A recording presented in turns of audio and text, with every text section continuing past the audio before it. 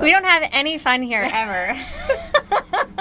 It totally sucks here. Yes. Okay, Lisa Chastain, we're back. Money is sexy, and what I was telling Sonia, my amazing guest, is that really you can't talk about money in this world, I think, with a lot of my clients, is it's impossible to talk about money without talking about career. Yeah. So we're here today. This whole hour is dedicated to you learning about how to find the right job, how to level up in your life. But Sonia's an expert in career placement.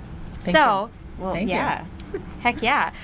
We shared a little bit of her story in segment 1, but this segment is all about searching for a job. So we're going to spend the next 9 minutes talking about what you need to know about the job search today in 2018, because it's changed a lot since we were in our 20s. Yeah. A lot of my clients are in their 20s and 30s. Yeah. So let's start with the first question.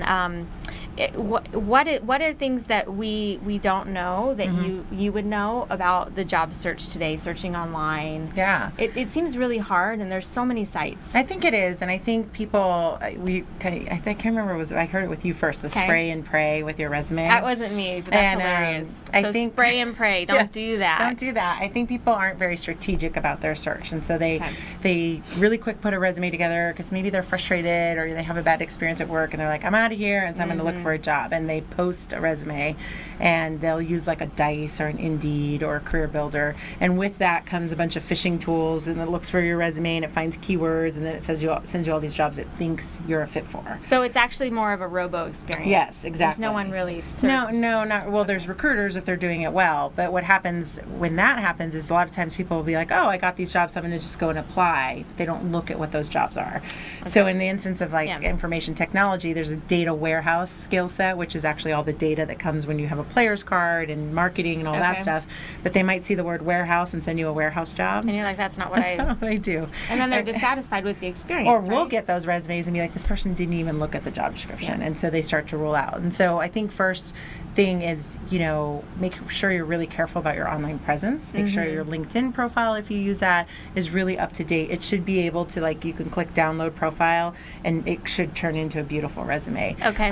And also when you send your resume out, it should be catered to each and every job because every job is different. Right. And that's hard, I think, for some people. And with money, I think it's the same way. Yes. So a lot of my clients will open up their bank account and they can't make sense of it. Right. And so they'll look at their resume and they can't make sense of it. Right. Because they're in it. Yeah. They're in it and they don't know what they need to pull out. Well, there's also the psychology of women. We don't really like to, even you're like, oh, she's the expert. It's uncomfortable as women, even though I'm really proud of the career that I have. We don't boast about our own skill sets. That's true. As much as we should. And so just naturally writing down a resume saying, I did this, I saved the company this much money, I achieved this for the company, is really hard naturally for women to do. Right. And it's hard for them to sit there and say, these are all the awesome things about me and this is why you should hire. We get stuck in that very, we just doubt ourselves and we don't do it. And there's been studies where people have the same experience. You ask a man to write a resume and a woman to write a resume and they're totally different. Yes. This one's talking all about all his accolades and this one's falling short. Right. And who then gets the opportunity. I would say the biggest distinction there, women, is that it's not just what you have done. Yes. It's the results that you created. And you have to pay attention to that and put that hello, I'm a superstar. Here are my results. 100%. So you want to have your SAM on your resume, what you've saved, achieved, or made for a company. Saved, achieved, or made. Yes, 100%. I love that. And I think, you have to look at each job description and pick it apart and read it line for line and know that, somebody who's not necessarily hiring for that job is writing that job description. So you have to kind of work through that and, to do a shameful plug for recruiters, that's what a recruiter will help you do. It's not a shameful plug. That's why you're here. That's what recruiters will help you do. We were recently talking with a lady who had been with her organization for over a decade. She had never been out interviewing. She hadn't written a resume in a long time. And once we said, hey, here's a job, and started going line by line, she was able to say, I've done that, and this is how I've done it. And all of a sudden now her resume that was, a little bit of description has become this really beautiful document of all the things that she was able to do in a very big enterprise environment. And so working with a recruiter that knows how to pull that information out of you and making you see, wow, I do have some value here, and these are the different things that I've done. And we've usually, a good recruiter too is talk to enough hiring managers to understand what it is that they're looking for. Hiring manager. So recruiter is different than hiring manager. How are those two things different? So the recruiter is the person like us who are your agent to help you find the job, and the hiring manager is who you're going to go work for. Oh. Yes. And I always say there's 2 times when you're perfect, right? The perfect on your resume and when you're born, right? And so if they don't see the perfect resume, they're not going, oh, what a cute little, you know, they move on from it. And, they will. And really the job market is such that every manager is getting a dozen, 2 dozen, 3 dozen resumes. It's very hard. They don't have time to go through and read each one and go, okay, they have to narrow it down to a very narrow field and say, these are the 4 or 5 people I want to interview, and you might miss that if you don't have the right document. Absolutely. And so I think it really, as a candidate, it's your job, what I'm hearing you say, to make yourself stand out.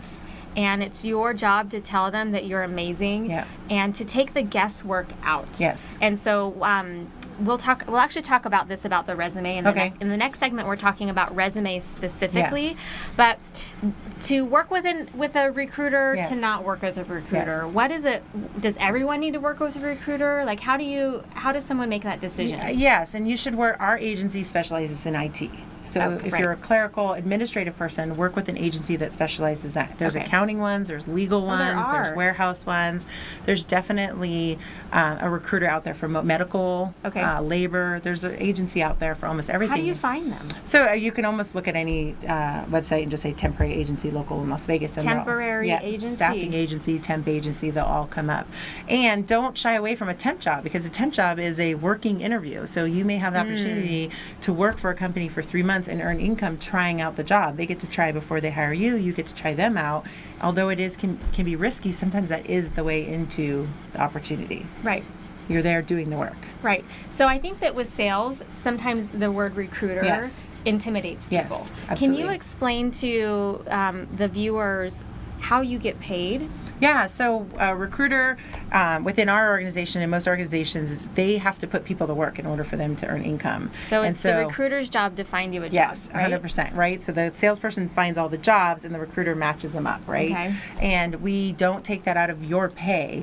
We work with you and say, okay, you were making $50 in your last job. At what point are you not interested in your next role? You want to make 50 again, 55, whatever it is, and we negotiate your rate for you. And then our fees are absorbed by the customer who's hired us. It does not come out of your pay. It never should come out of your pay. And you should always get that 50 or 50, whatever you've negotiated. And you need to be honest about that. You need to talk with the recruiter about, look, I've been at my last organization for 7 years and I've never had a raise. So where does that put me in the market? And a good recruiter too will say, hey, the range for this job is 50 to 60. Do you feel like you're a $60 an hour employee, or do you feel like you're 55? Let's talk about it honestly so we get you a fair raise. We give you room to grow within the organization, and it's a win-win-win for everyone. Wow. So what I'm hearing you say is that you're really their best advocate. 100%. Because you know the industry, you know the people on the other side. I mean, it's a win-win for everyone. You're going to give advice about careers. You're going to help them beef up their resume to make them the best candidate. You're going to give them honest feedback. Do you do that? And a lot of times we'll even do a role play for an interview. We'll say, okay, if that client says, you know, how would you handle a project? You know, here's a project that is falling apart. How would you handle it? We would ask you that question.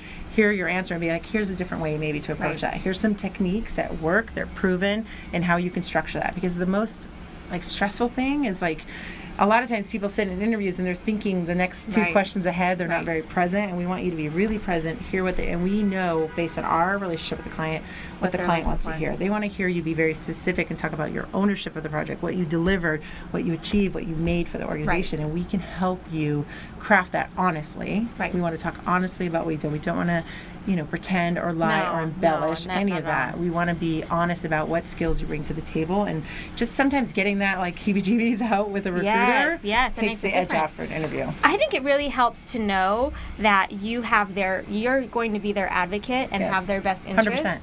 but also to know that the person that's hiring them, so you can position them in the best possible way, or just be honest with them, hey, you're not a fit. And save so much time. you save people time. 100%. A lot of times our candidates will walk in saying they've never been more prepared for an interview in their life than after going through an exercise with us. And we really, we take a lot of pride in that. Absolutely. And you can't guarantee them the job. No.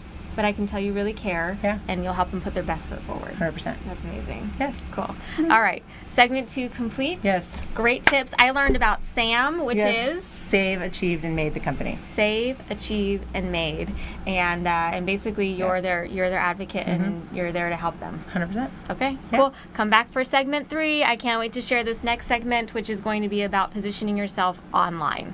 See you soon.